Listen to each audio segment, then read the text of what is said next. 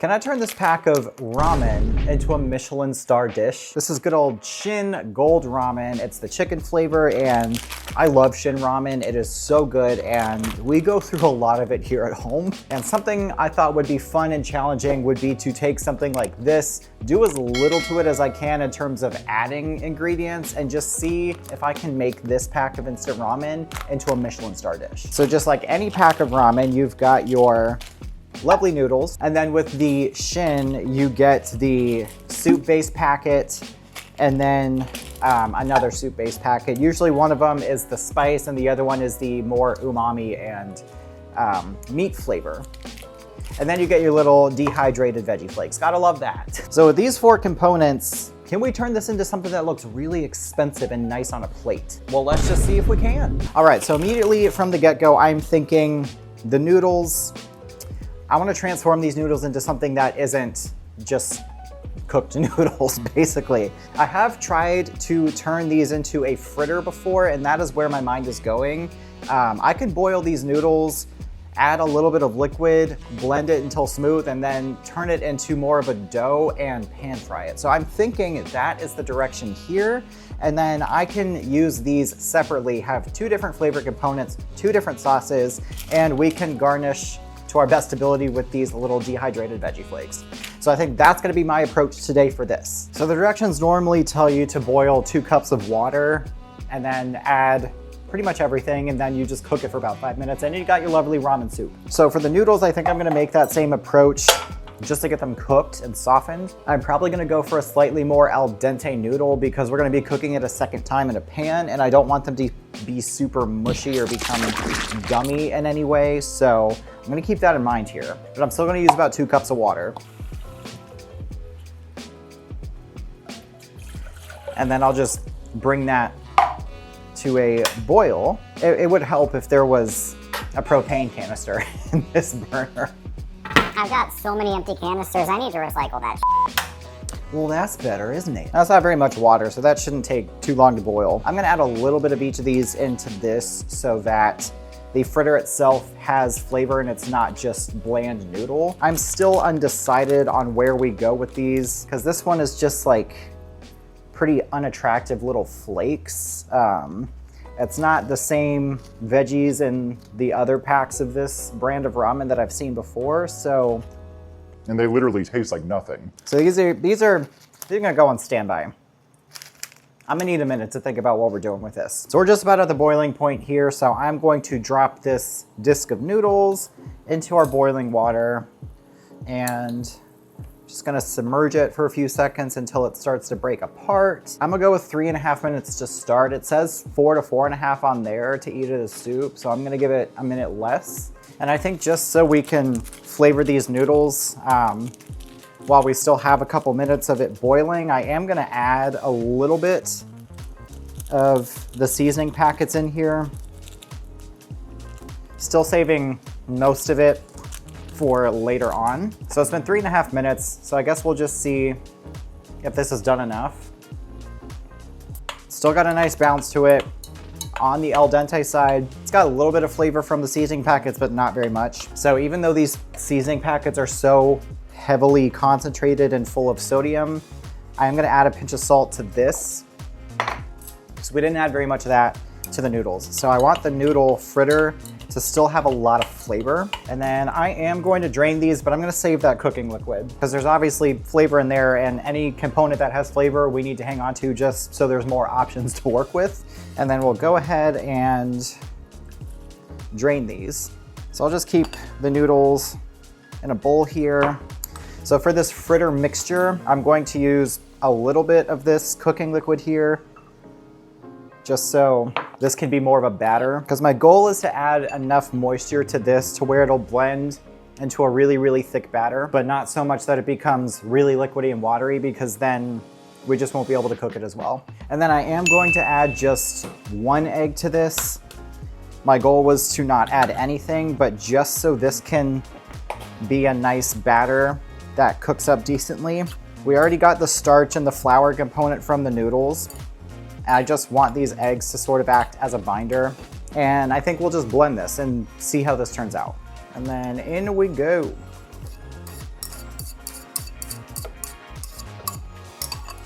And let's see how this goes.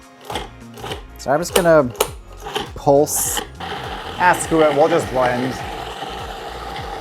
So we got a really nice thick batter here, but this is ideal for the batter. I'm happy with that. All right, so that looks pretty good, okay. I'm feeling okay about this. So now I'm gonna switch gears, and before we get our fritters cooking, I'm gonna see what I can do about these sauces. So I'm thinking what I'm going to do is I will probably just use this cooking liquid as a base for the sauce, and I will just make 2 separate sauces, one with the spicy, one with the chicken flavor. So I'll add about half of that, and I'll add the rest of this seasoning packet, and then over medium heat, I'll just whisk. I really like how there are little flecks of herb in here, but so this becomes a really nice thick sauce. Since there isn't very much liquid in there, I'm not really gonna be able to reduce this very much, and I don't really think it would thicken if it did reduce. So I'm going to use a cornstarch slurry, which is essentially just cornstarch dissolved in water, and then you pour it in a sauce after it's simmering, and it thickens up really, really nicely and very quickly. And since this is such a small amount of sauce, we're not gonna need very much, but essentially I'm just stirring the cornstarch in the water. I use a tablespoon of cornstarch and maybe 2 tablespoons of water. And then this is at a nice simmer. I'll turn the heat up just a little bit, and I'll add just a little drop. And I'd say that's perfect. So I did not even need half of that. And you can see how that became a really beautiful sauce, honestly. Oh my God. We put a lot of seasoning packet in there, but it's really damn good. So we're gonna keep that as it is. We're just gonna do the exact same thing for this second sauce. Because this is so concentrated and it's very spicy, I don't think it would be wise to add the entire thing in here. And before I thicken it, I'll just see how it tastes.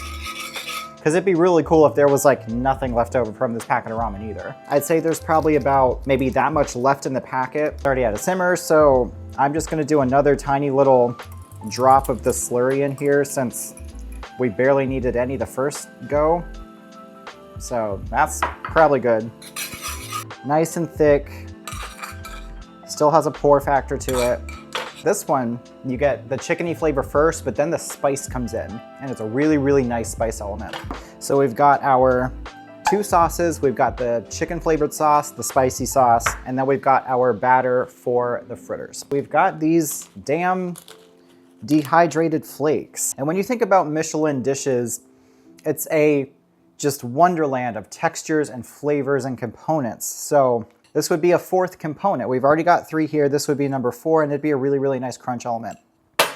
I'm wondering if I could toast these to bring out any sort of flavor that they might have. And I'll add just a tiny touch of this spicy soup base. Because like when you toast most dry things, it emphasizes the flavor, adds a hint of nuttiness.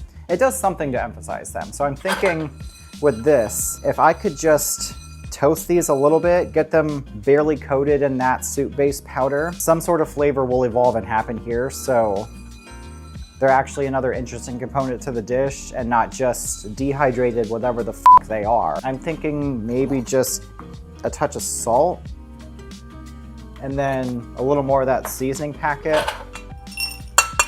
We will set that aside. Now to cook the fritters, I'm just gonna use vegetable oil, something neutral. That's not gonna alter the flavor of this at all. That also has a high burning temperature. So I think a good medium heat is probably best here. And when I think of a fritter, I want a really nice, perfect little circular fritter. I'm going to get a ring mold, and this would be one of the first courses of a tasting menu. So it doesn't need to be that large, probably something about that size. And I'm just making sure this oil is really, really nice and hot because we want good color, but this will help me make sure this stays a nice shape. So I'm gonna go ahead and get that in there, and I'm just gonna make sure that it's nice and flat, it's in full contact with the pan, and then I will lift that off. And that looks wonderful. So I'm gonna go ahead and give it a flip, and then we will just let the other side take on a really, really nice sear. And at this point, I've turned off the burner. I'm using the residual heat that the oil is holding in the pan to finish cooking this, just so it doesn't burn, but takes on a really, really nice color. And yes, honey, look at that. That is a gorgeous golden brown sear right there. Ooh! All right, at this point, I'm gonna say it's done. So I'm gonna put this on a paper towel so it's not soggy. But y'all, that looks really good. All right, so it's time to plate. Now I am going to break out some plating tools. I've got my tweezers for the garnish. I've got a spoon for one of the sauces, a bottle for the other sauce. All right, so that's good to go. This we can keep as is in here. A nice spoonful of our yellow sauce. Just kind of smeared like that. Fritter can go right on the side. And then this red spicier sauce, I will dot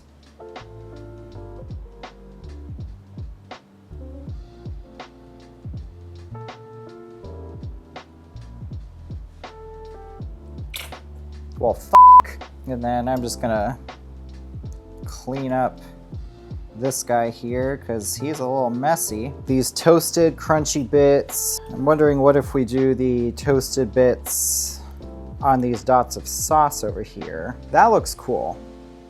And then here's what we'll do with the rest of these. I will crush them into a powder so it's a different looking texture.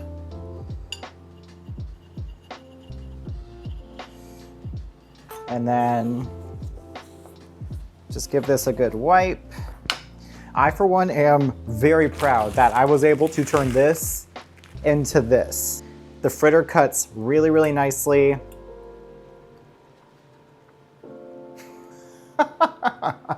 It's crispy on the outside, soft on the inside.